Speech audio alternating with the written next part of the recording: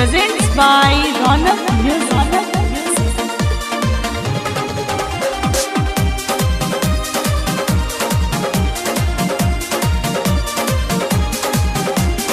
Music director Vikas Raj.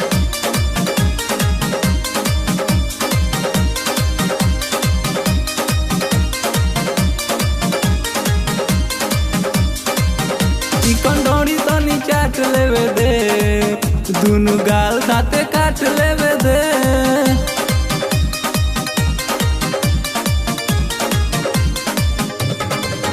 Chicken डोरी तनी चाट लेवे दे, दुनु गाल दाते काट लेवे दे। जन करते हूँ माना रे, हम हई तोर दीवाना रे। जन करते हूँ माना रे, हम हई तोर दीवाना रे। तनी एने ओने झाँक लेवे दे, दुनु गाल दाँत काट लेवे दे। चिकन ढोड़ी तनी चाट लेवे दे, दुनु गाल दाँत काट लेवे दे।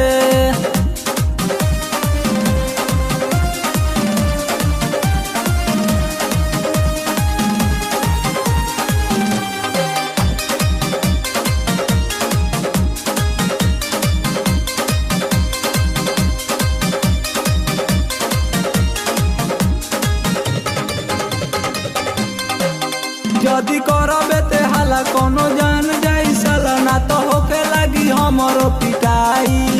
बात सुनी जब माई दी पापा से बताई, दिहे घरवा से हमके हटाई।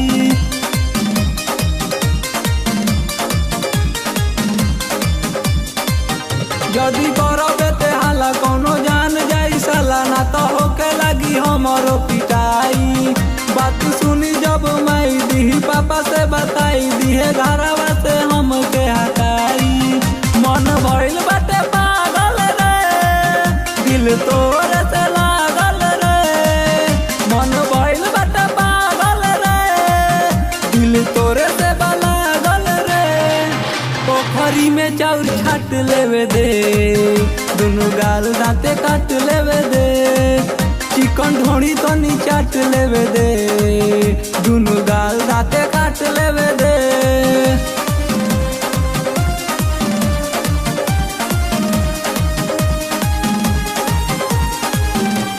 Mix by Sunil Goswami, Raunak studio.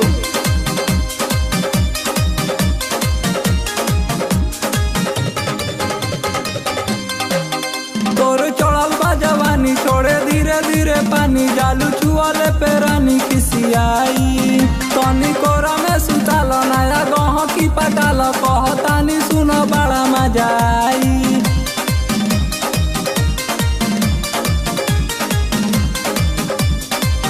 तोरी चढ़ली जवानी, छोड़े धीरे धीरे पानी। जालू छुआले पे रानी खिसियाई, तनी कोरा में सुताल नया गह की पटाल। कहतानी सुन बड़ा मजा आई। सोनू राजन के भर दतु मन, काहे कर दारुए तना जतन। सोनू राजन के भर दतु मन, काहे कर दारुए तना जतन। आगी चूल्ही में के ताप लेवे दे, दुनु गाल दाँते काट लेवे दे।